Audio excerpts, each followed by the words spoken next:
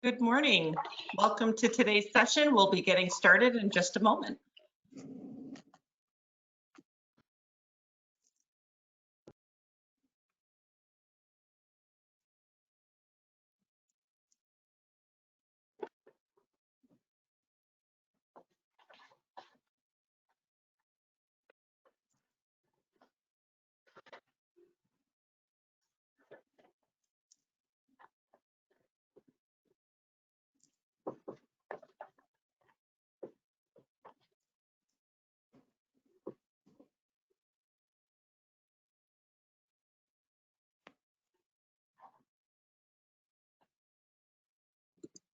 Good morning and welcome to all of our nonprofit colleagues joining us today from around the state. We are so glad you are here for the final session in our series, A New Way Forward, Reimagining the Nonprofit Workplace, presented by the Council of Michigan Foundations, the Michigan Nonprofit Association, Michigan Community Resources, and COAC Detroit.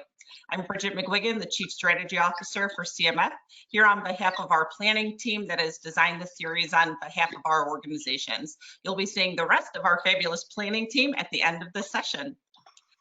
Today's program is the opportunities and imperatives in defining Michigan's new normal. I'm going to briefly share a few housekeeping notes in just a moment and then turn things over to our program moderator, Paula Cunningham, who will open the dialogue with our team of leaders joining today's conversation. And then we'll be eager to hear from you and welcome your questions. So just a few quick housekeeping notes. This webinar is being recorded. You will receive the recording and the slides afterward. As we all know, the information around COVID-19 is moving at a rapid pace and the situation of this pandemic is ever changing. Recognizing we're all doing our best to understand and apply what we can, we wanted to express that our presenters are planning to share guidance, which we want to make sure you know is not to be construed as legal or financial advice, and some of the insights that they might share today. As I noted, we have built-in time for Q&A. So while all participants are going to be muted, please do use the chat function to ask any questions you might have. We have an incredible brain trust on this call, and they're eager to learn how they can be of help to you and to the communities that you serve. And not only do we want you to use the chat function for your questions, we'd also encourage you to follow it throughout the presentation for helpful tips, links, and to complete a survey on the session before you exit. And what we're really excited about too, after the session, we'll give you all the capability to enter the virtual lobby where you can share and connect more informally with other participants. There won't be any formal programming at that time after our session, but rather just a space to give you opportunity to make connections with peers of other nonprofits. So please consider going to the lobby after the formal presentation. Today's session is the last in our series. And we've been so proud of all the dynamic content that's come forward and so grateful to all of the organizers and supporters who've been with us along this journey together. As I turn things over to Paula, I'd like to start off by sharing a quote by Phil Wool that Donna Marie Brown of M&A had shared at our kickoff series about 3.5 months ago. The quote was, "Don't ever feel like your best days are behind you. Reinvention is the purest form of hope. Make today your best yet." And I wanted to lift that back up just as a reminder of just how important that is and how powerful it can be as we connect together and we explore reinvention and reimagining our workplace and the time that we go forward. Now I'd like to introduce our moderator for today's program, Paula Cunningham. Paula currently serves as the State Director of AARP in Michigan. She is a champion of community, business, and education, a veteran leader in Michigan, and someone we are so grateful who has joined us today to bring back our conversation from June and take us to where we are today. So Paula, I'm going to turn it over to you. Thank you so much for being here. Thank you so much, Bridget, and welcome everyone. It's a new day, and so we're so happy to have so many of you with us today. You know, you think briefly back on where we were when we first started this conversation, and so much has changed, and these dialogues and this conversation becomes even more important as we move forward. And so today we want to talk a little bit about how do you ground yourself in context and recognizing the moment that we're in and the time that we're in right now, even as recently as the unrest from yesterday. the continued pandemic, the economic downturn, and the action for racial justice and reexamination of our inequality. It's a lot to digest. In order to do that, it takes real leadership and it takes courage to have this type of discussion and this type of dialogue. So we really appreciate you joining in this conversation with us today. And we appreciate you being part of the dialogue. You know, it really does take courage to face our worst in order to get to our best. And so with that, we have the best with us today on this panel. And I wanted to do them justice as I introduced them. So I called some of my best friends in the news media because we know we can always trust the news. And I asked them, who should we have on this panel? And the first person I called was Joy Reid.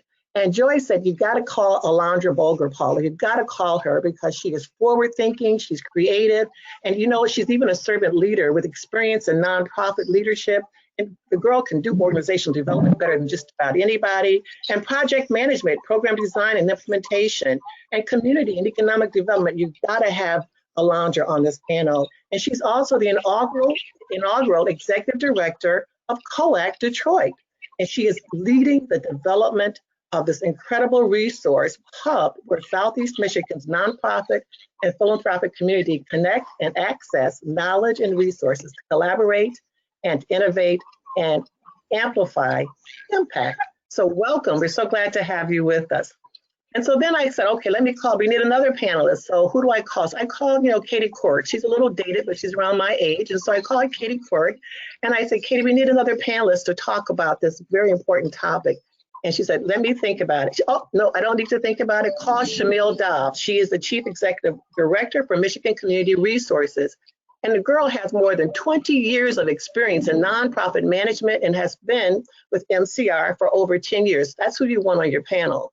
And Shamil leads a team, listen to this, of lawyers, social workers, community organizers, creatives, and entrepreneurs in providing high quality capacity building. And Katie said, we need capacity building, so you've got to have her. MCR offers nonprofits a comprehensive array of services for navigating through legal and community organizing issues so they can continue to have a positive impact on their respective communities. So I said, okay, so I called Shamil, she's here. So glad you're here, Shamil. So then we thought, okay, let's have at least 2 more panel members. And I thought, who else do I call? Who else do I know? Well, she's not really in journalism anymore, but I called, she's a little political, but that's okay. She's a good woman. I called Donna Brazil. And I said, Donna, I need another panelist. Do you have anybody? Who do you know? Who can I talk to? And Donna said, Paula, my namesake, Donna Murray Brown. She's the president and CEO of Michigan Nonprofit Association. She's a statewide member, which is a statewide membership organization. And the organization is dedicated to serving the diverse nonprofit sector by offering services, resources, and systems nonprofits need to improve and strengthen their communities. And Donna Brazil said, I'm all about communities. And so Donna, she said, Murray Brown is steeped in strategy and leadership, and she brings a deep passion and a deep commitment for community and partnerships. So we were fortunate to be able to get Donna Murray Brown.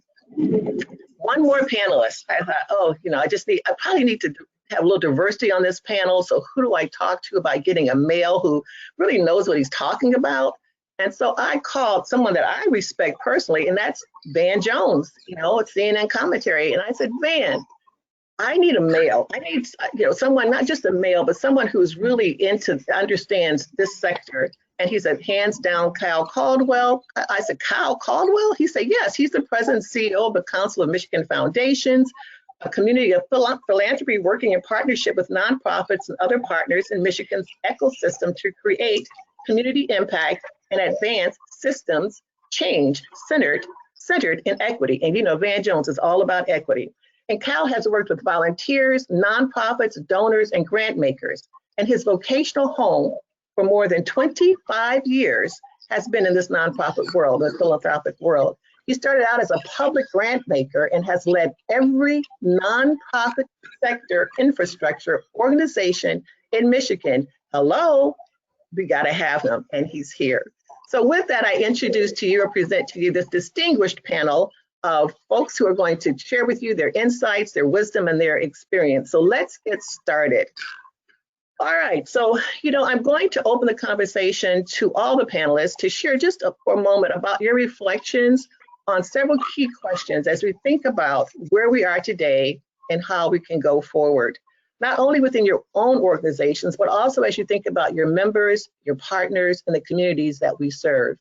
And I'd like to reground our conversation a bit in some of the key issues and challenges and opportunities that each of you lifted up when we first connected, and you believe it was on June 19th.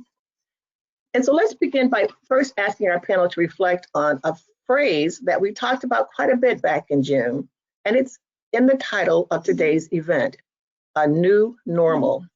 I invite you to talk about why we don't want to go back to normal and why do we need a new normal. You know, during our June conversation, you made a powerful connection about the role of privilege when it comes to access, as we talked about the digital divide among nonprofits.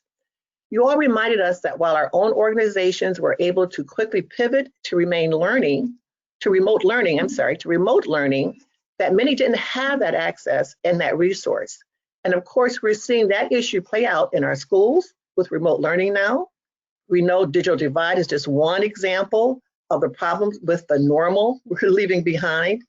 And Shamil, I believe, what do you see? I want to ask you, what do you see as you think about the imperative finding a new normal? Let's start with you. Shamil? Sure. Thank you, Paula, and good morning to my esteemed panel members and everyone that is joining us here. You know, as I reflect on the last couple of months and quite frankly this year, I think the thing that comes to me is that, you know, we have an obligation to reflect on the old and reimagine a new normal in a way that can attend to the things that were broken before. This pandemic didn't create broken systems. In fact, it illuminated the things that many of us knew were broken in the system before. And I have often sort of said tongue in cheek, but there's nothing jokingly about this, is, you know, we've had a summer where it was sort of the summer of the day that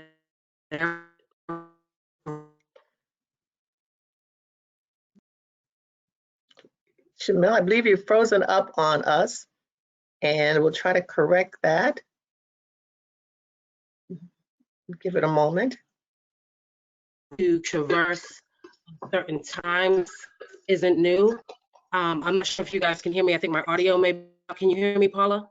We can hear you. Yes, you're a little blurry, but we can hear you. You're sounding good. Perfect. Keep talking. Again, the digital divide isn't new. Unstable internet isn't new. Under-resourced organizations whose missions are critical to the communities they serve isn't new. The tensions between, you know, the double bottom line of, you know, between margins and missions for nonprofits isn't new. And quite frankly, the realities of how white supremacy is steeped into the sort of the everyday culture of nonprofit organizations isn't new. And our fear to talk about that candidly isn't new. So where does that leave us? I think we have an imperative in this moment to look back, to look forward. I think it's important that we disrupt old systems and build something new. And I think this begins with ourselves. It begins with our staff. It begins with our board. It begins with our funders and anyone proximate to our mission. The last thing I'll leave before turning it over to the panel is that, you know, this is our moment to pivot and pave. I already told my staff, listen, for 2020, our annual report title will be Pivot, because this year requires us to be nimble enough to recognize that we may not have a crystal ball and can see the future, but we most certainly have to understand that being flexible is critical. And last but not least, never let a good crisis go to waste. I learned that the hard way. If there are opportunities that you can garner in this moment, take advantage of those things. Excellent, excellent. Anyone else want to talk a little bit about the new normal and what you've learned? Who wants to go next? I'll jump in, Paula. I mean, I echo Shamil's sentiments about moving beyond talking about it, right? I think where we are right now is in a defining moment. We have an opportunity to really do things differently. The challenge in that is that we also have, you know, forces that are pulling us to remain the same. I think this is a moment where leaders really have to demonstrate courage and a willingness to push back against that. I think too, in terms of the impact on the community, if we continue to do business as usual, if we continue to operate in a space when we say those things, right? Like we talk about wanting to disrupt the status quo, we talk about wanting to facilitate cultural shifts in the sector. And I think this is the opportunity to actually demonstrate what that looks like and to define what that truly means, as opposed to these like kind of far-reaching things that sometimes feel like they're not tangible. This is an opportunity for us to really put action to that. Excellent. Excellent. Anyone else? Yeah, I want to weigh in, Paula, if it's okay. And let me know if I'm frozen. I'm getting the internet unstable message already. So I'm being cautious. But, you know, I think part of this new normal, if you will, is I just want us to all understand that we do have control to a certain extent. I think sometimes we feel like things are happening to us. At least I do. I want to speak for everybody. We feel like, oh, this is happening. This convergence of all these different things are happening. And then in a sense, you kind of lean into, I don't have control over this. And what happens is when you don't have control, you really don't do your best work. You really feel like things are just happening to you. And so the sense of just what I've learned and what's the new normal for me is, although you may not know exactly what's going to happen, you still have a sense of being able to manage uncertainty. And there are ways to do that. And that not only keeps you sane, but it keeps you progressing, and it offers you the opportunity to do your best work. So Donna, where do you get that strength from? Strength to look beyond what you see? I think, you know, for me, I get the strength from really reflection. I reflect probably more than the average bear here. So let me say, every day after this panel, I will reflect on what was said by the panelists, questions that people posed, and try to understand how I can move forward in that. What did I learn from that? And so I think it is, the strength comes from the openness, and I think the humbleness of being able to learn and to grow from that, and recognizing that if I, you know, what I might consider is a mistake or a bad decision is an opportunity to learn and grow. And when I frame it that way, it gives me the courage to move on, as opposed to being mired and in my depression of, oh my gosh, what did I just do? And so that's what gives me the courage, is that we're all learning, we're all growing, and we're all progressing. Excellent, excellent. Kyle? Yeah, thanks, Paul. And I just want to just point out that I am the thorn surrounded by four roses here. I think there's a sector-based leader new normal that many of we are dealing with, but many of the people on this webinar are dealing with, and that is the power dynamics within philanthropy and the nonprofit sector. So thank you for my bio, and I'm glad to hear Van gave me some kudos. As someone who's been, you know, in nonprofits, in philanthropy, and in infrastructure, I have a unique perspective in the grant maker, grant seeker power dynamics, the community power dynamics, the nonprofit power dynamics. And what I would say is that the new normal today is that we have to uncover and just talk about those dynamics a lot more. So we're seeing it in, if you think about what's going on at the national level, and the commentary that's coming out about how foundations and frankly the public sector are making grant making or resource deploying decisions, and oftentimes doing unto communities without actually bringing forward the organizations that are actually doing the work. But because of how they're structured, they're not likely applicants to receive that support or being asked to be leaders in community change in the same way. So I think that is just the veil is being pulled back. And what I'm encouraged by is that there is support for non-traditional communities calling it out and not being shut down, not automatically being called into question, not being devalued in the dialogue. I'm not saying that it doesn't happen, but it's not the automatic response that we used to see, right? That it's sour grapes, you didn't get the grant, right? I think the second power dynamic that all of us need to think about and talk about in this new normal that I'm really feeling right now in a very different way is that we as a sector are the only ones left standing holding the conscience for democracy and conscious for what it means to do community change. It's not going to happen in other sectors. I'm not saying that they can't be a participant. That's different than being the leader. And if you look at all the movement that's going on, whether it's people who are talking about community policing, people who are talking about engagement of communities of color, people who are talking about the unheard voices, the great unwashed. It's coming from either quietly or overtly from our sector. So I think the other new normal is in the way we are leading by shining a light on inequities and doing so in a way that's prescient for where our communities need to be. And I would ask just all of us to hold that up and embrace it. It's very hard. And when you have diverse membership, that's very hard to hold up. But if we stick with it, I think it'll bode well for all of us as community and statewide leaders in this time that we're in now. Excellent point. I think it kind of goes back to what Shamil was saying also about there's a opportunity in every crisis, and you don't want that to go to waste. And this is our opportunity. So having the courage to move forward is so important. Well said. Very well said. All right, let's move on to our next question. And we're going to talk a little bit about resetting structures and policies. And we know how important that is because some of the old policies and structures are now obsolete. And so building off of those really excellent points that you just talked about, let's dig a little deeper into how do we explore what this work looks like in our own organizations internally, collectively, and around resetting the structures and policies to help us each with the new normal that we're talking about. And Donna, I was looking at some notes, and in our series kickoff program, you asked about the long-term implications of our organizations being virtual. We talked a little bit already about the digital divide when Shamil was frozen on the screen.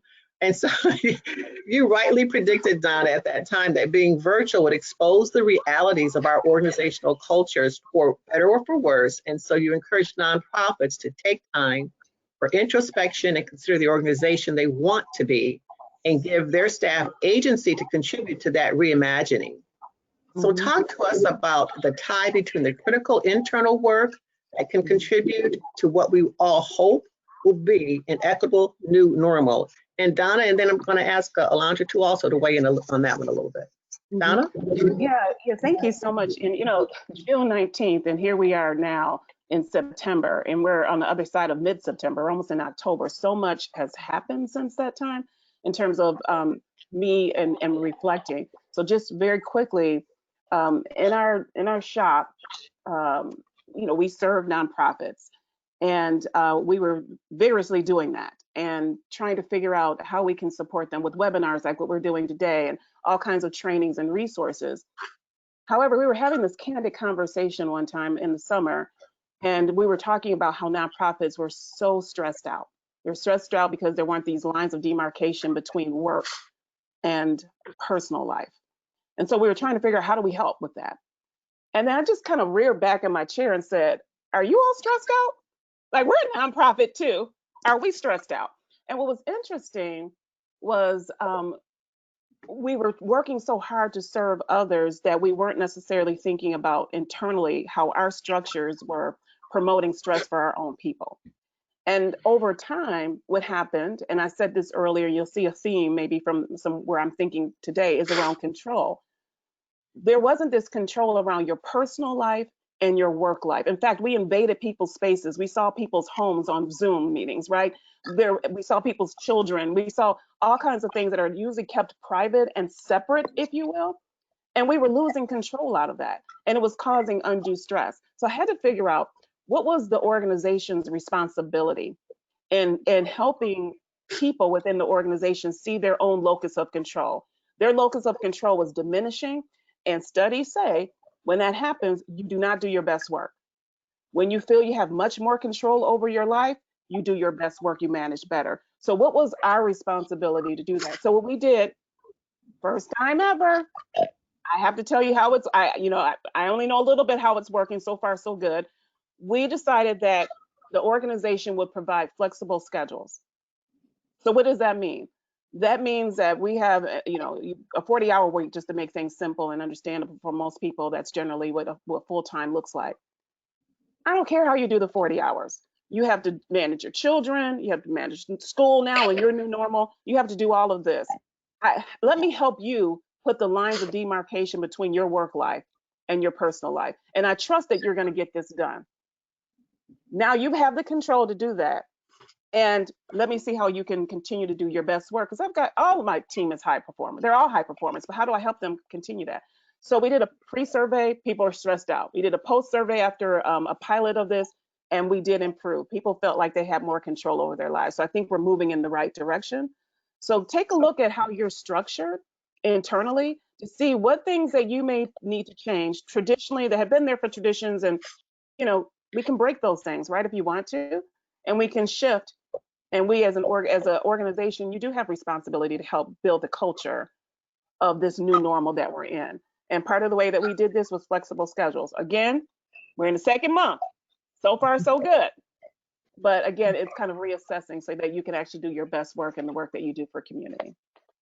And that's an interesting perspective, and because you can't help anybody else if you can't help yourself. And so, they used to say all the time, take care of yourself. And I still say that a lot, take care. If you're taking care of yourself, then you're more valuable to those around you. You can be a better asset and a better friend and a better resource to the people around you. So kudos to you for thinking of that. Anyone else want to comment on that one before we have a big, hard question for Alondra? Anybody else want to comment on that structure and policies? Okay, all right, Alondra, reflecting again, thinking about our work collectively. And as we talked about this, as we talked about taking this moment to do the reimagining that we all need to do, you highlighted the need to include staff in decision-making, but also really highlighted this time as an opportunity to amplify learning and amplify sharing with peers and sourcing our collective wisdom. And heaven knows there's a lot of wisdom out there. COAC, like each of your organizations, is very much about partnership. And so what do you see as the role of partnership as we dismantle structures and policies? And why is collaboration so critical to creating the systems change that we all need? Yeah, very challenging question, but I will also lift up that COAC, along with our partners and the folks here on this panel, have been thinking about this pre-COVID, pre the heightened awareness around racial injustice and racial violence. And, it's probably been mentioned a number of times in the webinar series, but I like to lift up the work around building a network that was really driven by Michigan Community Resources, Michigan Nonprofit Association, the University of Michigan School of Social Work, and NEW out in Ann Arbor, because they were thinking about what a collective approach looked like to both nonprofit capacity building and ultimately community impact, I think a year plus ago, right? And so when we find ourselves in this space of what is the way forward, we have a framework locally to think about in Southeast Michigan. And that is a framework that's based on relationships. I think when we talk about the complexity of the challenges that we face, it's too much for one organization to manage and try to tackle alone, right? And so the idea that we are building true relationships with each other, that we are creating a pathway for trust, I think allows us to bring our best attributes and our best selves to the work. So I'll say that. I think the other thing is, when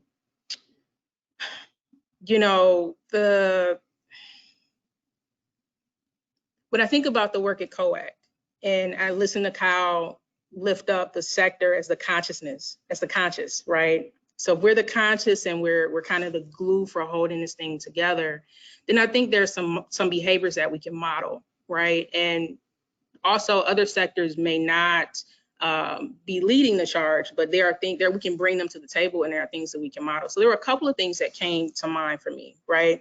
Back in June, we saw the plethora of public statements issued by organizations, businesses, and I think there's an opportunity for us to move from, I think that was important. I think where we are at this time has caused folks to turn a mirror on themselves and on their organizations and to start to examine both internally and externally how they show up. But I think there's an opportunity to really move from those statements to actions. And a couple of ways that we can model that in the sector is how we address the race leadership gap. We know that, that there's a significant race leadership gap as it relates to executive directors, senior level staff, and board members in our sector. There's an opportunity for us to model and address the generational leadership gap that exists. How are we, with this collective wisdom, how are we passing the baton to the next generation? And how are we, and not even just passing the baton, how are we opening up the lane for them to bring their ideas and their creativity to the table right now? And then I think lastly, it's just addressing the policies and the cultures within our own organizations that really exacerbate these gaps. We can model a way forward. We have the opportunity to do that. I really appreciate what you're saying about the sector and about those who the sector has influenced in terms of, particularly in terms of some of the racial issues. What's one strategy to get people on board? Can you give us a strategy or a how do you do that? I mean, it sounds phenomenal, but how do you do it? Yeah, I think a couple of things. One of the ways that we've started at COAC is creating an environment for candid conversations. So I think Camille lifted up very early on, there has been a reluctance for us to call out these structures that exist. There's been a reluctance for us and a fear, to open the dialogue around the things that we're really facing. But if we think about the challenges that our organizations face, the challenges that our community face, and we ask ourselves why, we get to the root causes of that. It starts with conversation. It starts with dialogue. It starts with relationship building. When Kyle lifts up the power dynamic that exists between philanthropy and nonprofits, it starts with relationship building. It starts with being willing to first and foremost even have that conversation. So I think at COAC, at least, that's one of the things that we really focused on this year. Again, pre-pandemic was to create an avenue and a pathway for those types of conversations to happen. And then I think by opening the table for that type of dialogue, you get some of the best ideas that come from those conversations. You get an opportunity to source things that are working for folks or what hasn't worked in the past. I am often, as I'm thinking about things that we are going to do or we're going to do, I'm asking these folks right here on this panel, their perspective, and I'm able to get historical knowledge and experience of what's worked previously, right? So there's the opportunity to also look back, but there's also an opportunity to look forward and ask ourselves, what is the opportunity here, and reimagine how we approach things.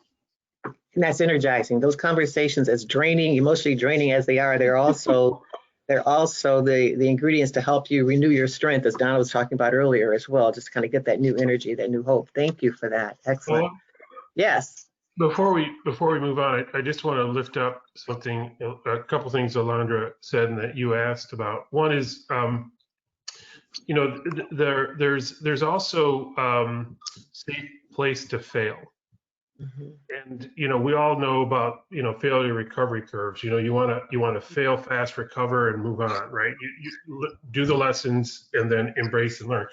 And part of that comes from having really, and I'm trying to do this myself, having really frank conversations with your board and your supporters to say, right now there are no safe havens for us to wait this out, right? That we're going to have to all lean in. So what would you, board, what would you, supporters, feel most comfortable with us, leading on? And what does failure tolerance look like? And what's a bridge too far? How far are you going to allow me? So I think this finding safe place to fail, learn, recover is another part that goes with that sort of safe, building safe places for this kind of work. And then the other is to hold up and celebrate, even though we might, because I just happen to believe you're exemplary your sector, but we should hold up good deeds that we see across other sectors. This morning, I saw the announcement about business leaders from Michigan creating their own equity index amongst their members. And I thought Doug Rothwell's point about what's measured is what matters. And I think that's right. We all should find ways to both, embrace that ourselves, but to hold up other sectors when they engage in this work. We saw now 3 different advisory groups that are creating more equitable policies within the state. There's a racial disparities task force that's redesigning how the state thinks about, allocating resources. There's a Black advisory committee to bring more persons of color into the decision-making process of the state. We should hold up and celebrate those that are actually also leading it. That's what creates safe spaces, for this kind of work. Excellent point. And we do want to always want to shine a light on the good things that are happening as well. Otherwise, we get overwhelmed by some of the darkness at times. So excellent point. I want Yes. to just want to add one thing to what Kyle and Alondra was saying, and actually just the last comment you just made around shining a light. I think oftentimes in our sector, we're very, very insular. I think there's work that we need to do, like what Alondra said, and I think the notion of celebrating, like Kyle said, is exactly right. But I also think that one of the things that in my reflection around George Floyd and how the whole world saw that, as painful as it was the the 8 minutes and 46 seconds that people saw that. How can we provide an alternative 8 minutes and 46 seconds that people see this model of how things could be? And so the things that people are keeping in their minds are these images of the protest and visuals and things that people actually feel. They have a visceral reaction to. How can we, if we're leading this work, really promote it in a much more visible way that people actually have a visceral reaction to that, but a visceral reaction towards hope and change? And so I just want to lift that up because we often talk to ourselves, and I think building relationships and all that is super important. But I also think that being insular at this time also can work against us for the things that we really care about. So what's the answer to the question? A campaign. A campaign. We need a campaign. That's what we need. We need Not a political campaign. Equity. Yes, go ahead. I was just going to jump in really quickly to that point. I think what's really important, and this is for everyone on the phone and for everyone not able to join us, this is a moment to really be introspective on a personal level, introspective with respect to our organizations. And I always say this, and this is my own mantra: what am I willing to give? But more importantly, what am I willing to give up? Right. Mm-hmm. And as a leader in a nonprofit organization, and I don't mean that from the stance of wearing the title, regardless to your role, you are a leader within your organization. How are you thinking about your work, your role within the context of your mission, but also in the context of sector needs, global needs, national needs, and how we can be a change agent in that process? So I just encourage everyone to really find those moments where they can push their own internal needles so that we can change from within to change from without. Shamil, when you said that they're all leaders, and I reflect so much on that, because I think when I actually became an executive, people asked me, oh, I want you to talk about leadership. Oh, I want you to talk about this. Oh, come to this. And I thought, I haven't changed. I don't even know what leadership is back then. I'm still trying to figure it out. You are who you are. So at any point in your life that you're breathing, you can be a leader. You are a leader for someone somewhere. So don't look to someone else to solve the issues. Figure out what you can do. So I really like that. What can I give and what can I give up? So thank you for that. Excellent comments. Okay, we're going to shift just a little bit now and talk about strategies toward change. Well, it actually isn't a shift, it's a transition. Strategies toward change. What kind of strategies can we implement toward change? That's what we're really kind of alluding to already. And I think we're getting a really clear picture of why this work is so critical and also the opportunities we have to make change. And so to use your word, Shamil, and the title of your annual report, let's now pivot into how to do this work. So Kyle, this one's going to be for you, all right? I was really taken or struck by the critical strategy you had lifted up around creating safe space and safe conversations, especially when it comes to the issues of opportunity. And this was really a prescient comment as we continue to see so much polarization and discord around us as recently as yesterday, and yet we continue to be virtual. And so now, a few months after the last conversation we had, do you still see creating safe space for dialogue as a core strategy to affect change? And if so, talk to us, if you will, about what that looks like in action and what are some of the successes that you're seeing within CMF community or with partnership organizations during these times. Kyle? Yeah, thanks, Rob. Well, the answer is yes, it's still core. But I've learned to refine the definition of what this actually, or find the meaning of what this really looks like. So safe places doesn't necessarily mean comfortable spaces. What we have to do is get comfortable with discomfort. And I'm learning that one even in my own, board, which is extremely diverse, having difficult conversations about how to live in the space that we're in right now. And then also with our members in their partner organizations, what is safe? Because as I alluded to before, there's power dynamics just in the relationship between nonprofits and philanthropy that we're all trying to manage. It's very different in Michigan than it is in other states. So I think we're far more, I'm using progressive in terms of evolution than many, where there's a far more healthier ecosystem in Michigan, but it's still very uncomfortable to talk about equity and race and systemic racism in the space that we're in. So I think we are evolving to how do you create safe but higher acceptance for discomfort, and then thinking about what are the tools that people need to do that. So a couple of examples where this is happening, I mean, just on a very large macro scale, we saw it recently when the Kellogg Foundation, the Ford Foundation, and 3 other international foundations said, we're going to lean in, we're going to increase our payout, and we're going to look at debt as a tool. By the way, those two were never used together. Philanthropy and debt were never used together in the last 40 years, and certainly the last 25 years that I've been part of philanthropy. And thinking about how do they lean in differently. I think in Michigan we've seen it in on the ground.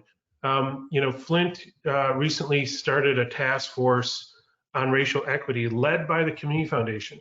The Community Foundation bringing together area residents who aren't normally engaged in the foundation's work, at least on their grant making side, and saying, how do we work differently? How do we think differently about Flint?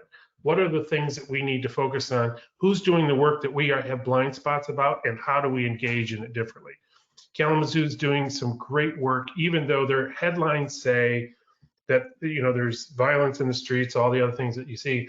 They're actually one of the few communities in Michigan where they have just erected a brilliant community partnership with law enforcement to deal with bias, where the community is standing with law enforcement officers and the police department saying, here's what we're seeing in real time, right now, in the streets, real time.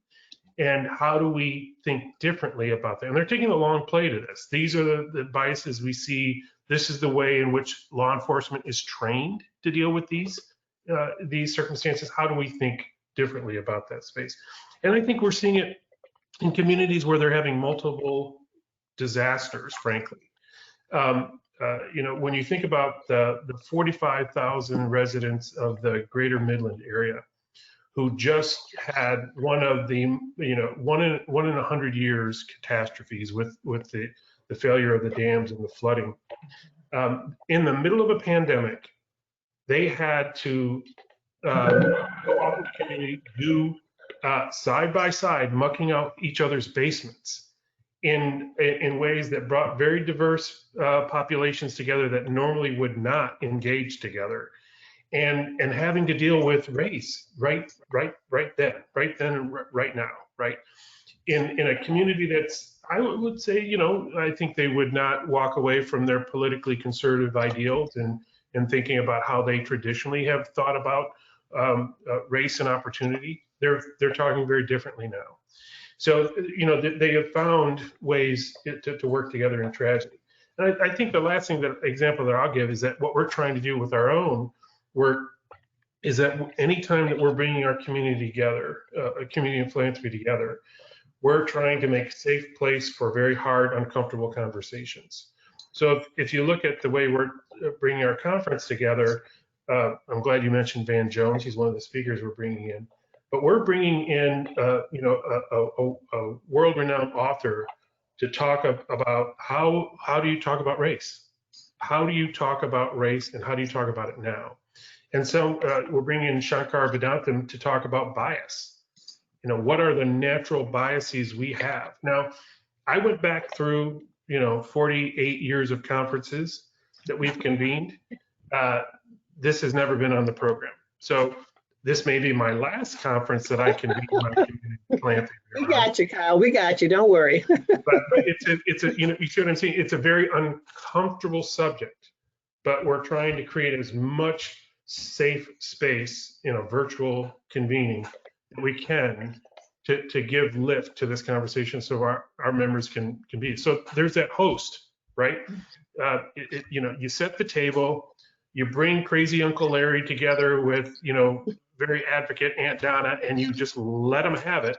But in the end, you know, you're still a family, right? So it's getting comfortable with discomfort. You know, we so appreciate that leadership, because when the sector sees you doing this, CMF doing this, it gives them sometimes it gives them the little unction or the little incentive that they need to also delve a little deeper into these kinds of conversations. So for all of you, in terms of your leadership and having these kinds of conversations, you just know that it's having an influence and an impact both. So thank you for that. Ladies and gentlemen, you're listening and watching or calling in, just stay tuned. We're going to get to your questions in just a moment. We just got 2 more questions, and we're going to open it up to some questions. But we want to kind of talk now a little bit, again, what you're talking about as well, Kyle, and that's conversations that nonprofits can lead. Okay, and actually, Alondra, you alluded to that earlier as well. What kind of conversations can we lead? We're soon we're going to be talking with other partners and other folks. So before we start hearing from folks in this virtual room that we're in right now, I'm asking each of you to share some additional guidance on the actions you suggest to nonprofit leaders on recognizing the need for systemic change in taking action. I think Alondra said that some of them are not coming to the party. You know, they're staying behind, and some other in the private sector has come and stepped forward. So whether it's their staff or whomever it is, or other nonprofits, what kind of conversations can you help to lead that will help to create the systemic change in the action that is needed? And what conversations should they be having? And what are the steps they can be thinking about if they're trying to communicate the same why we've all shared today? Why do we need to be doing this? So who wants to take that one first? It's heavy.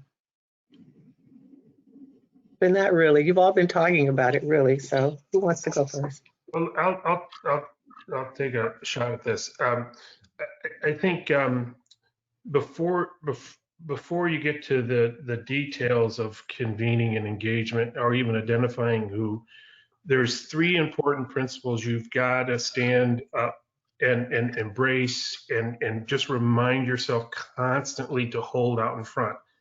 And they are empathy, empathy, empathy. And it's really hard. It's really hard. I find myself doing it. That, you know, philanthropy has very safe places to stand, right? We can engage where we want to, step back, be more, you know, introspective. And you know, one of the things that we're trying to do more of is build in empathy, both for communities that we want to engage, the grantees that are our partners, and then our different types of philanthropy. We're a very diverse, you know, universe.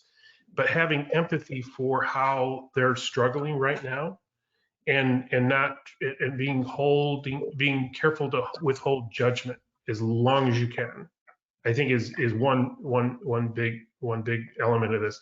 The other types of empathy are for nonprofits to think about the accountabilities that the staff of philanthropic organizations have, right? That we often think, you know, we want them to stand way out in front. But they've got a donor intent issue all the time sitting right in front of them. They've got, you know, struggles of limited resources, although we think that they're unlimited. So that empathy for the grant makers. And the third is we are increasingly being asked to look at issues that may or may not be our lived experience. But if we don't have empathy for others' lived experiences in community, we won't hear each other. We'll continue to talk past each other. So empathy is the one thing that I'm still struggling with, but I think we have to hold out in front.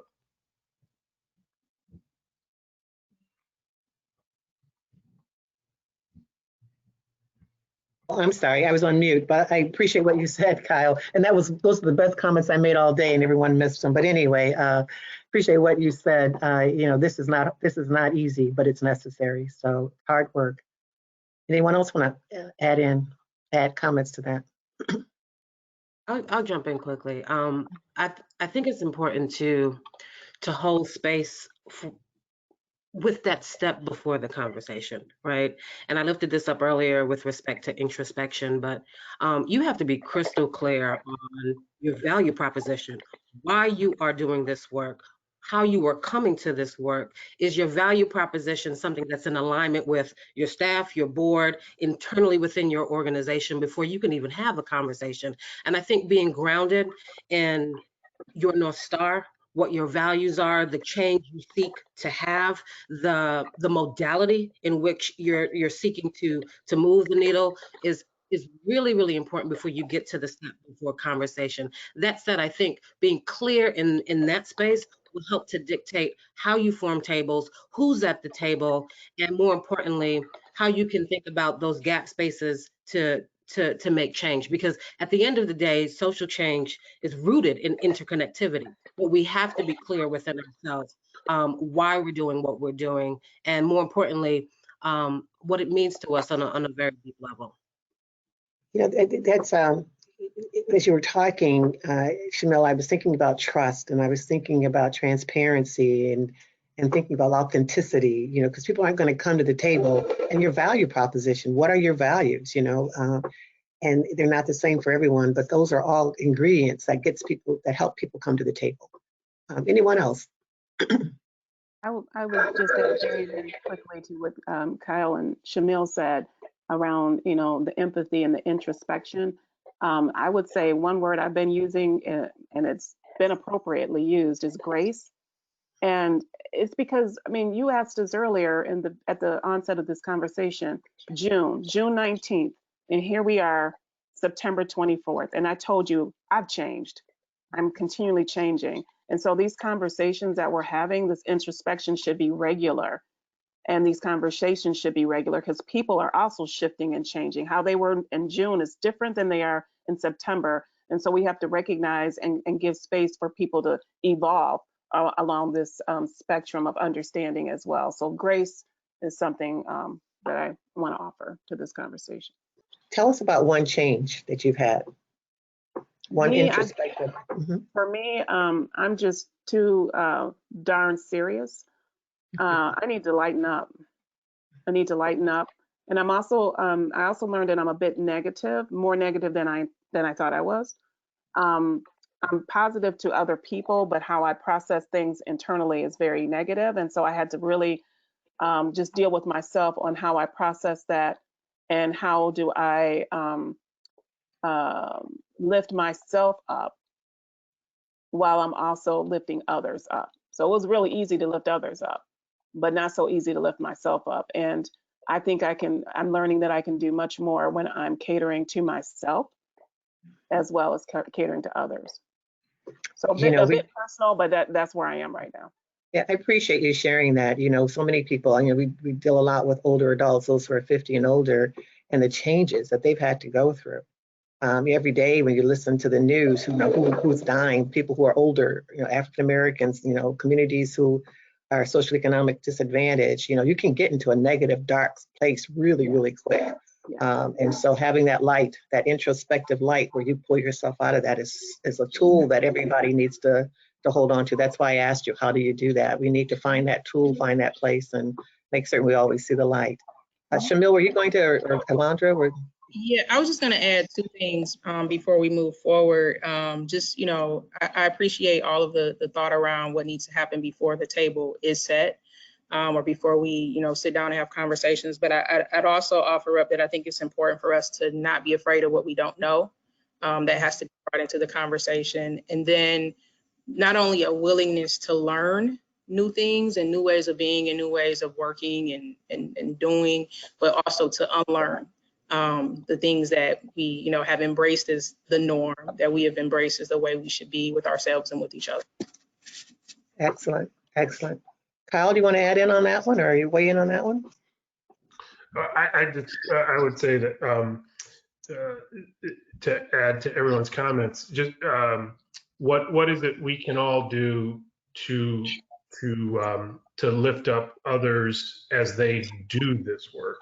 What is it that we do to elevate internally champions for this?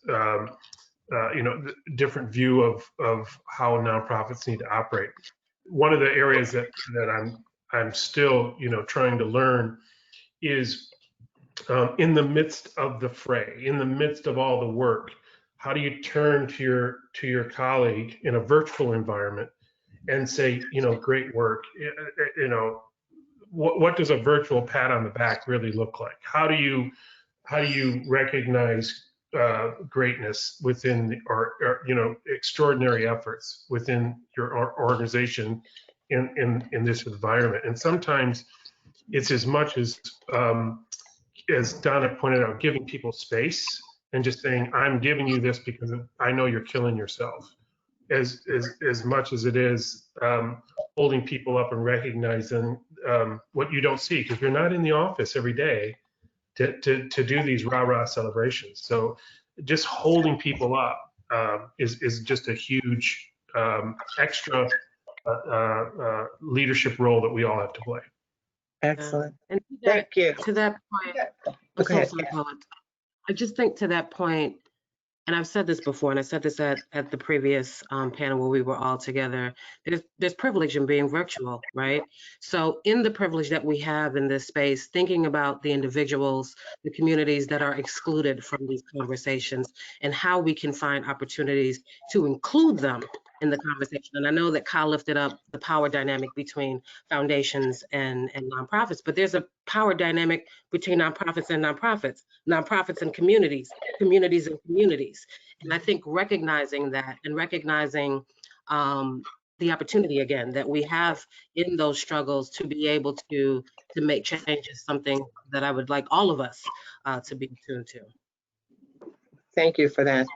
As we close this part of our program out, we want to lift up a moment of levity and warmth, all right? So Donna said, she takes herself too seriously. Well, we're going to have a lighthearted moment here before we open it up to our viewing audience.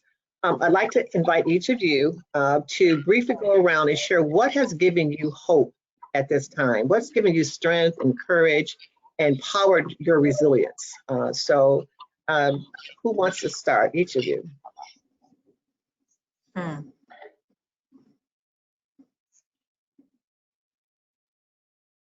I'll go. This is an easy one for me. My 2-year-old gives me hope. For anyone that has seen my Facebook feed, you know that I am never at a loss of challenging Joy with her stubbornness, with her resilience, with the way in which she sees the world, and it provides levity in the midst of all of this craziness. I'll give a quick anecdote. So I was at a meeting yesterday, and in the middle of being outside in this meeting, my 2-year-old gets her head stuck underneath the lawn chair that I was sitting on. The sprinkler came on and she starts singing Rain, Rain, Go Away. Mind you, I'm trying to be serious and sound professional and all of the things. And I had to just sort of chuckle on the inside, like, this is life. Life is happening around us. It's okay. And, I got her out, obviously. But she definitely gives me hope. I'm glad you said that. I was wondering. Thank you. I was wondering if she's still stuck there. Good. Aside from Shamil's beautiful daughter also giving me hope, because I do get a chance to see the Facebook feeds. She is super amazing. She's just a joy. I also think for me, what gives me hope is just the understanding of new beginnings. Like, they were always there. Every day is a new beginning, but I'm embracing those, and it gives me hope. Every single day I have the blessing and privilege to open my eyes. I feel hope for my new beginning. Very nice. Very nice. I would just say what's giving me hope is that there is opportunity in every challenge if we choose it. And I think Donna illuminated to this earlier, we have more choice than I think we sometimes realize. Very nice. Mr. Thorne in the middle of the roses, what gives you hope? Well, you know, during this whole time of isolation, and I'm not a high consumer of social media. I made a concentrated choice a year and a half ago to unplug. So I don't have the same sort of connections that others have, but I've been very introspective and been remembering that we have a lot of lessons around us for how to lead right now and how to stay inspired. So I've been going back through W.E.B. Du Bois's work and going back through Crisis and his early publications, been going back through, you know, other movements and examining them. And when you do that and you look at what we're dealing with today, you realize where you are on the arc of change. We're at the top of the arc of change. We're right on that slope where it gets really hard, really tough. And that's when you know you're making a difference. So that whole introspection time, looking at, you know, other trends and where they've led for real transformative work gives me hope. And knowing that we're in the middle of one of those transformative moments. It may not look that way right now, but we are. You know, I don't know what it is about this last hour, but I feel like I can just go out right now and move any mountain that's out there. I can go out and make a difference. I can change. Everybody, mountain, get out of my way. I'm coming. You know, just listening to you all, knowing that there is this collective wisdom out there, knowing that darkness cannot drive out darkness. Only light can do that. Thank you for letting your light shine. Thank you for what you do. Thank you for being here. I'm out. I'm not out. I got another 7 minutes, but I got stuff to do. I'm going to go do what I got to do and make a difference. So I hope others feel that way as well. But we want to hear from those in the chat. So I'll turn it over to Bridget and we'll facilitate a conversation. But Bridget, do you want to open up the chat, or whoever's going to give us some questions from those who have questions of our panelists? Absolutely. I'm going to invite our colleague Elizabeth to share some of the questions that have been coming through. And Paula, thank you so much as well for your light and for the wisdom that you've shared with us today. Elizabeth, I'll turn it over to you. Hey all, this is a question from Tammy in Grand Rapids. Knowing that you all are really connected nationally, what are some of the policies and examples that we can draw from other organizations that you all know of? Who wants to take that one?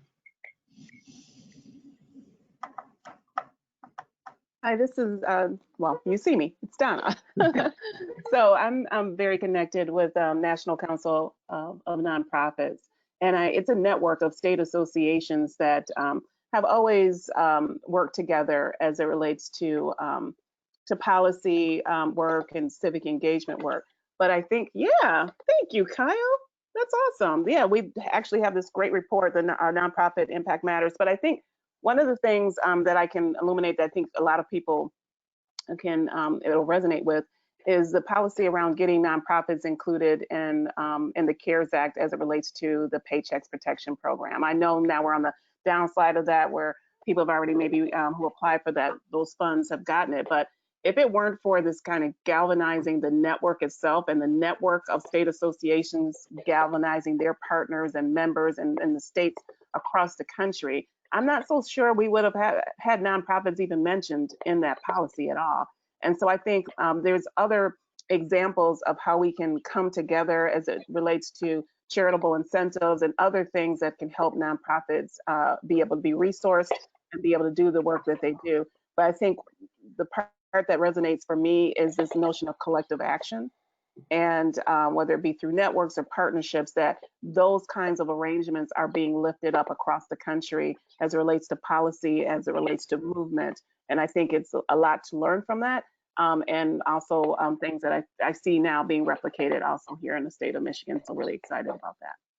Donna, will you allow me to and just very quickly, Donna's being very modest. She was actually the chair of the National Nonprofit Association. She said I have some connections. Yeah, she does. She shared the whole thing. So thank you. Oh yeah, I'm still chair till December. They kept me on a little longer, so I'm still in the seat. All right. You're Thank going to you. stay on until you get it right. Yeah, Let me- right. let me just pile on to, as you all know, I am the charter member of the Donna Murray Brown Fan Club. The other piece that goes along with that program, Donna, is how you brought it home. So, many of us were, working directly with Congress to get them to include nonprofits in the eligibility for the program. But you were the one who pointed out it's not going to make any difference if bankers don't understand how nonprofits work, because they're not going to allow the applications to be evenly evaluated because they don't get the nonprofit business model. And it was your work leading with dialogue with bankers to get them understanding that, you as a former banker, you working with the Small Business Association of Michigan to get their members and your members together in talking to financial institutions, talking to their own members, talking to Congress, talking to the state about this problem that small businesses, meaning nonprofits as well, we're going to get totally cut out of this process because they weren't part of the original dialogue around the program. So the last piece I would just point out, thank you, Julie. The last piece I would just point out in all of this is that none of us should de-emphasize our networks.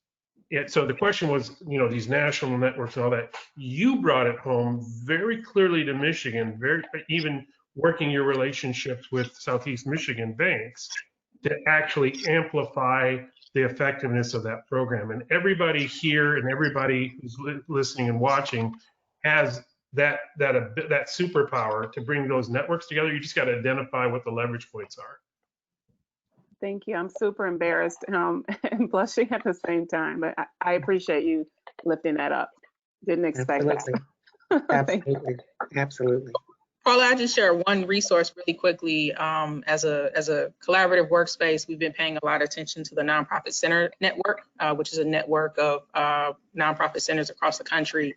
And there are some folks that are doing some really interesting things around virtual engagement, particularly as we talk about creating safe space for dialogue and conversation. And those folks are having their annual conference next month. So I would highly suggest folks check out the Nonprofit Centers Network and the Sharing Innovation convening that they do annually. There is a theme here between Cal's conference that he's having for CMF and the one that you just mentioned as well, Alondra, and what I know Donna did with Michigan Nonprofit Association. This is the time. This is the time to have conversations. We'll lift up Shamil and Alondra, myself, and two others not on this panel, but we also are working with independent sector, and we will be sharing our collective work that we're doing in Southeastern Michigan alongside of Community Development Advocates of Detroit and Nonprofit Enterprise at Work, also known as NEW. Jamil at MCR, Michigan Community Resources, and Alondra at COAC Detroit, myself at M&A. We're going to be on the stage, virtual stage together, talking about our collective work and helping nonprofits, and it will share our learning along the way. So I'll also defer to Shamil or Alondra to talk about it, but I wanted to lift that up too, because that is we're bringing Michigan to the national stage in that regard too. Excellent, excellent. Next question. Is there another question in the chat? Well, I can ask a question now. I know all about asking questions, but the audience, is there anyone who has a question from the audience?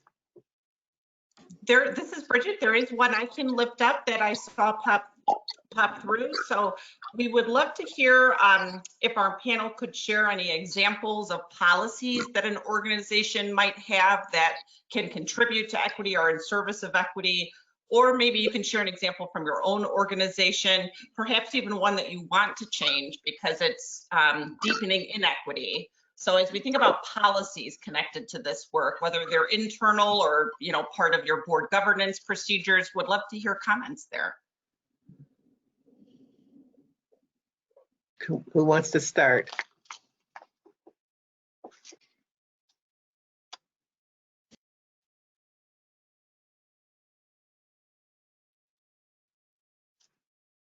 Well, I'll take a superficial one. It's superficial in that it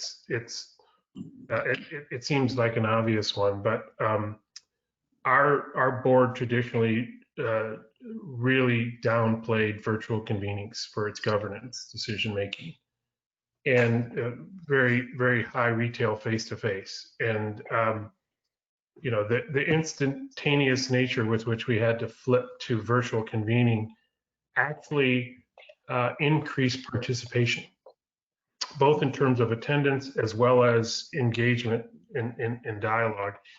And it got us thinking differently about board recruitment, that if this is an effective medium, then geographic diversity is far easier to overcome. Other access issues might come into play, but time and transportation won't be one of those. So we're going to be looking at that, you know, for our own organization. Excellent. I think. Again, go ahead, Shamil. You're frozen, which is a beautiful photo, but we can't hear you. While Shamil is getting unfrozen, is there anyone else who wants to comment on that question? There she goes. There I am. There we are. All of the internet challenges here, everyone. Sorry. I'm in my daughter's room, so that may be part of it. I'm hiding out from the top. She's not under the chair, is she? Not now, not under this chair. She may be under another chair, but we'll find that out in 30 minutes. No, I was going to share with respect to that question. One of the things that we're doing right now is actually creating a policy around anti-racism and equity, and what that looks like to even have a litmus test to gauge all of your other policies against. So we'll be going through a training shortly with our board and staff, because in the last 20 years, we recognize that we've never had an explicit policy around that. So then how do you gauge if your hiring practices, if all of the things in your organization are equitable, you need to have a standard by which, and a filter by which to analyze that through. So the short answer is we're taking sort of that pre-step in creating the policy, and then once the policy is in place, analyzing all of the other policies to ensure that, you know, there's a filter and a gauge for all of our decision making in the organization. Excellent. Excellent. One thing that we've been doing at COAC, in particular in this virtual space, is creating room for conversation. And so every Wednesday we have a check-in, and generally the conversations are around equity. And one of the things that our teams, two things. One is a training around implicit bias and just doing our own kind of internal work. And then we also identified a book by Ruth King that we are reading together. And so that's part of it too. It's just creating that space for conversation and dialogue for our team. What have you learned in those conversations, Alondra? You know, some of the key takeaways, and for me, and in particular, as we think about what folks are dealing with, is just the ways in which racism is impacting my staff. At a personal level. So there's the things that folks are carrying, you know, in the work, but from a personal perspective, the trigger warnings that folks are experiencing as we see, you know, the police brutality and the things that are happening. I also have learned that my team is very active in pushing, you know, back against racism and injustice outside of work. And so I think that's been probably the most important thing for me. Is like, there's work for us to do for sure around policy development in our external statements, but that introspection and that opportunity to learn what each other's experiences have been, I think has been really fruitful for us. Very good. Very good. Thank you. Other questions? Anything else? We have a great one.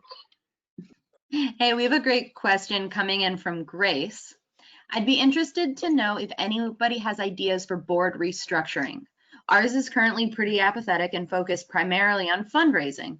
Structures to engage more diverse and interested people without having to terminate board seats early. And we're actually getting a bunch of questions in the chat. So we have a few more lined up too. Great. Donna, if you want to talk about board restructuring, being on your board, I know all about. Somebody's gonna get kicked off or not. I have a feeling you. You know, that's a very loaded question in terms of restructuring, because you really have to think about your own board culture. You have to think about where the organization itself is going. And it sounds like whoever, Grace, which I love your name, by the way, it sounds like you may have already done some of that thinking. But one of the things that we also had gone through a process of board restructuring, but the board owned that process. It wasn't owned by the ED. So I think that's really important to understand that's the board's work. And so in terms of identifying the criteria by which you want to have for your board is also the board's work. Of course, you're supporting that, but that's their leadership.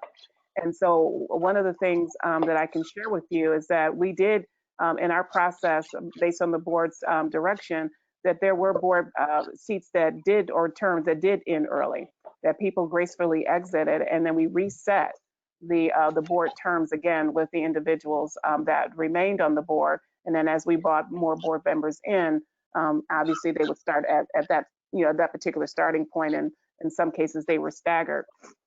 So I would say don't necessarily be afraid to end a term early if you are actually truly restructuring, but also the caution I want to provide to you is that that's not your work per se. That's the work of the board, and your job is to support them in that, because they are volunteers, and so they're going to need that administrative support and all that you can do to help them get through that. But that's my advice, and I'm happy to talk to you offline, because I'm trying to condense 2 years worth of work in 2 minutes of an answer to you. So my apologies in advance, but I do offer an opportunity to talk with you further if you choose to do so.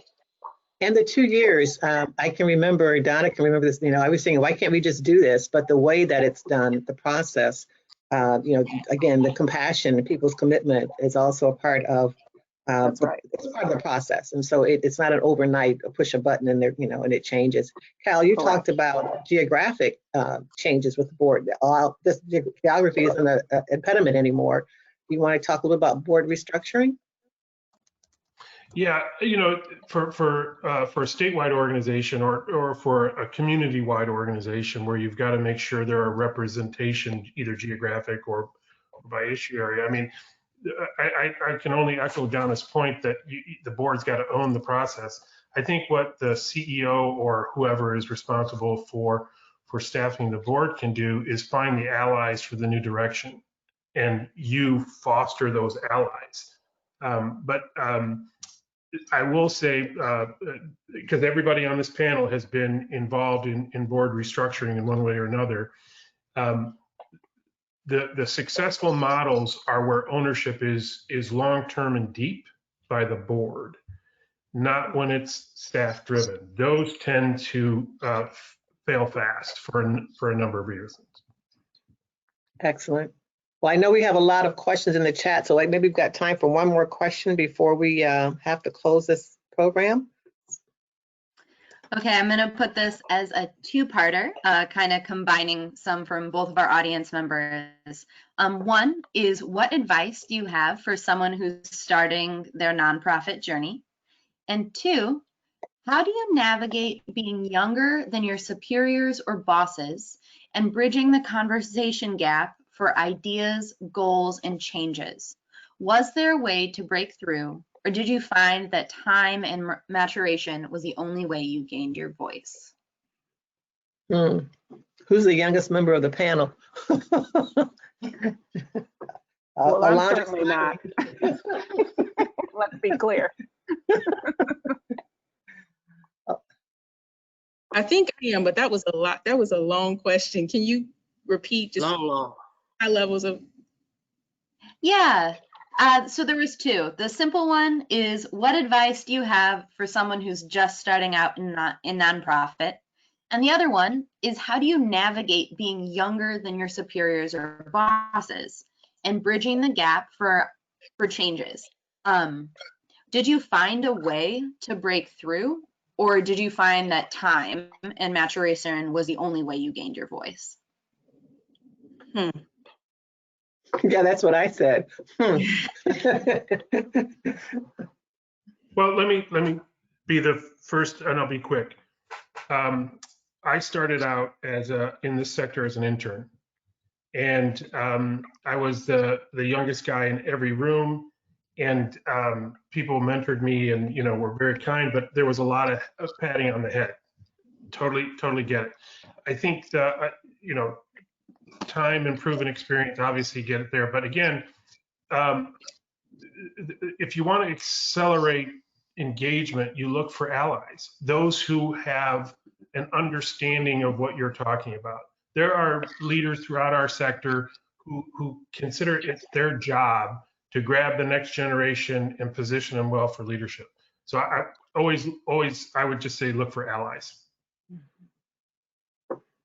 Very quickly, one more response to that before we shift. I'll jump in real quick. So a couple of things. I said this before. I truly believe that leadership is how you show up in the world. And as a mother of 4 girls and teenage girls at that, what I try to instill in them is self-confidence and really understanding what you bring to the table, and notwithstanding your age. I think being very clear on your contributions will absolutely help in defining your voice, clarifying your voice, and not being afraid to use your voice. I mean, there may be stumbles and struggles along the way, but I would encourage you to be the voice in whatever setting you're in, whether that's professional or personal, and it'll help you to refine that. So I wouldn't want you to walk away from this conversation that age is the barrier. It's not. It's your confidence in how you show up in a space with someone who may or may not have a strong position. So that's thing one. That's to question number 2.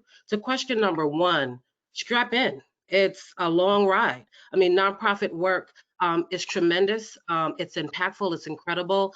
But what I would say to you is really be thoughtful about, again, the change that you're seeking to have, the mission that your nonprofit is centered around. As Kyle mentioned, and all the folks have mentioned, find allies, find supporters, find advocates, find individuals that are willing to champion your mission. And in that concert of folks, I think you'll find enough energy to keep going. And you have great resources with the panel here. So whether it be M&A COACT, MCR, or the Council for Michigan Foundations, please reach out to any one of us to support your journey. We would be happy to help you. Paula, one thing, I know we gotta move on, but I would just also add, be willing to stretch yourself. Willing to stretch yourself, be willing to try new things, be willing to take on opportunities and projects that you might think you're not ready for. Probably more ready than you realize. Absolutely. And you're not in that place by accident. You're there for a purpose. So make certain that you fulfill your purpose. Kudos to the panelists. Outstanding job. Appreciate you all. Thank you. Virtual hugs to everybody. I'll now turn it over to the people who made this all happen behind the scenes. But thank you for what you do. All right, Bridget or someone? Otherwise, I'll ask the question. I'll be that someone. Thank you so much, Paula. Everyone, please join in thanking Paula, Shamil, Alondra, Donna, and Kyle for the amazing work today. A virtual round of applause, jazz hands for this amazing panel, for the inspiration, the wisdom, and the guidance that we've shared today. And while we're doing virtual rounds of applause, shown on the screen are logos of the organizations who've been partnering us throughout this journey over the last 14 weeks that we've led this series. We are so grateful to all of those who've been a part of these conversations, all of the legal firms who've given their pro bono guidance for us, all of the nonprofit leaders who've taken the time to be a part of these conversations and share their wisdom, and of course to our core hosting organizations for their support of this series. And of course to you, our virtual audience, we've been so grateful to have you here with us. What you also see on the screen there are the links to our 4 organizations. We hope that you'll visit our site, check out resources. There is much more to come, so you'll be hearing from us again as we look at a wrap-up support of the whole series as we've been continuing forward and pulling together all of what's been shared with you so far. We also want to I'm going to invite our fellow panelists to join us, fellow planning team to join us in just a moment. But before I do, just a reminder that we're going to open the lobby in just a few moments. So if you want to hang out and chat with fellow participants who've been on the call, we'll invite you to turn on your microphone and video and join us in casual conversation as we wrap up. So a last virtual applause, if you will. I'd like to take a moment to introduce my friends and colleagues who've been a part of this planning series. And it's been an honor to join them over the last several weeks in doing this together. So first I'll introduce Tammy Tenbrooke of Michigan Community Foundations. You can see us quickly by our blue polos, so you'll know who we are. I also want to introduce Kelly Kuhn of Michigan Nonprofit Association, who's been our master organizer behind the scenes and the queen of agendas. If you ever need a meeting plan, she's the one to ask. Not here with us today, but someone who's been behind the scenes with us from M&A along this whole journey, Becky Hawes Baggett, also of Michigan Nonprofit Association. And we have to thank M&A too for bringing us two amazing interns who've been working with us throughout the series, who we could not have done this without. Both master level interns or students with MSU who've been interning, Elizabeth Charavelli and Erica Song.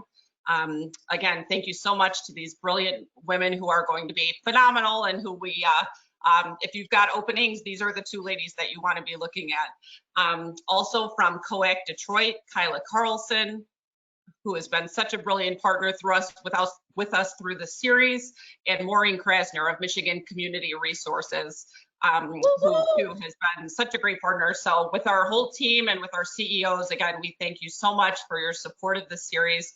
Please stay tuned and join us in the lobby for continued conversation.